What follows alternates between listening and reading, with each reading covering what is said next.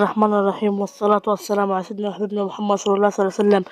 قبل ما نبدأ الفيديو عايز نصلي على النبي صلى الله عليه وسلم. النهارده يا جماعة إن شاء الله هنقدم لكم فيديو إن شاء الله يا جماعة عند الطيور إن شاء الله، وبديل يا جماعة إن شاء الله. العلف يا جماعة إن شاء الله عبارة عن إن شاء الله حاجة حلوة إن شاء الله جدا هتعجب الطيور وهتعجبكم انتم إن شاء الله. وحاجة يا جماعة العلف غالي يا جماعة الأيام دي، والدشيشة والعلف والنخال غالي. طب احنا يا جماعة مش هنربي طيور هنقف على لا يا جماعة، هنربي إن شاء الله وهنربي بكميات كبيرة بالخلطة اللي هوريها لكم دلوقتي، أو بالحاجة الجديدة اللي هوريها لكم دلوقتي، أو انتوا سواء انتوا عارفينها أو مش عارفينها هتسووا معايا دلوقتي يا جماعة. قبل أي حاجة لازم تشتركوا في القناة وتصلوا على النبي صلى الله عليه وسلم وتضغطوا لايك للفيديو. دلوقتي يا جماعة إن شاء الله الطيور إن شاء الله يا جماعة زي ما انتوا شايفين كده حط لها خلطة يا جماعة، عبارة يا جماعة عن عيش مبلول.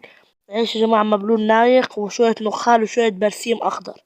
شوية برسيم أخضر يا جماعة، ده البرسيم موجود في كل حتة، لازم يا جماعة الطيور تاكله إن شاء الله. حتى يا جماعة لو مرة في الأسبوع مرتين في الأسبوع ما تمنعوش البرسيم على الطيور خالص، ما تقطعوش البرسيم خالص عن الطيور. لو مرة في الأسبوع مرتين في الأسبوع لازم نودي للبرسيم وجبة برسيم زي ما انتوا شايفين كده قدام حضراتكم. دي يا جماعة الطيور بتموت فيها، سواء فراخ سواء بط سواء أرانب كل حد. حتى الحمام يا جماعة جربته بيتأثروا بالمقص كده صغير على قده بياكلوه. البط برضه والفراخ زي ما انتوا شايفين كده بسم الله ما شاء الله قدام حضراتكم يموتوا فيها. انت يا جماعة البرسيم الفراخ مش بتحبوا أخضر، هنجيب شوية نخال يا جماعة نعجنهم مع شوية شيشة مع شوية علف. انت عندنا عيش، العيش يا جماعة طول العيش الناشف ب2 جنيه أو ب5 جنيه. لو تشتروا 2 كيلو يا جماعة 4 كيلو ب20 جنيه. هنجيب يا جماعة 2 كيلو عيش ناشف نبلهم على طبق نخال، نتان شوية شيشة نتان شوية علف، ونجيب يا جماعة شوية برسيم يا جماعة نعجنهم مع الكلام ده كله ونعجن ندي للبط والشرشار زي ما انتوا شايفين قدام حضراتكم، والصراخة وعين الصراخة يا جماعة اللي بتطل في المعونة اللي مرة لكم انا دي يا جماعة قدام حضراتكم.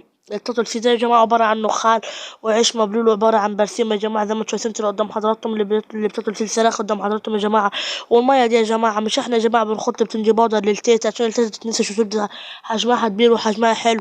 هنحط يا جماعة معلقتين بتنجي بودر يا جماعة 16 انتوا شايفينه ده للمية بتاع الفراخ، عشان يا جماعة مش البتنجي بودر بينسش التيتا.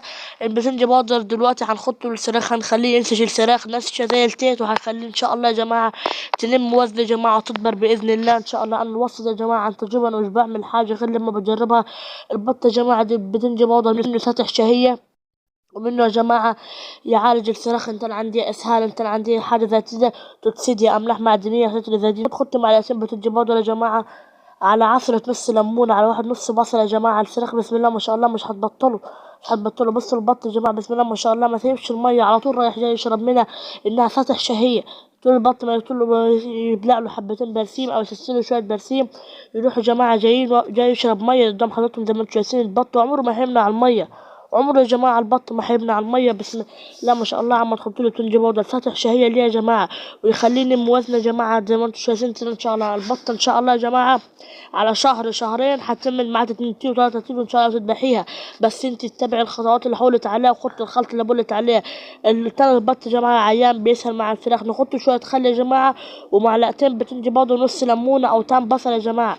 البط يا جماعة بسم الله ما شاء الله حلو زي الفل. بتنجي بودر يا جماعة زي ما هو بينسش لنا التيت البتنجي بودر يا جماعة هينسش لنا البط ان شاء الله، وهيخليه يجيب لحم ويجيب وزن ان شاء الله. البتنجي بودر هينسش لنا البط هيخليه يجيب لحم يعني ما حصلش.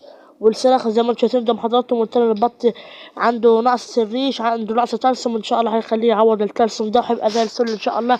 هما يا جماعة مركزوا على المية، مش بياكلوا برسيم قد ما بيشربوا مية. المية دي يا جماعة فيها فتح شهية. يا رب الفيديو يعجب حضراتكم، ما تنسونيش اللايك. والسلام عليكم ورحمة الله وبركاته. الله يا حبيبي، مع السلامة مع السلامة يا حبيبي.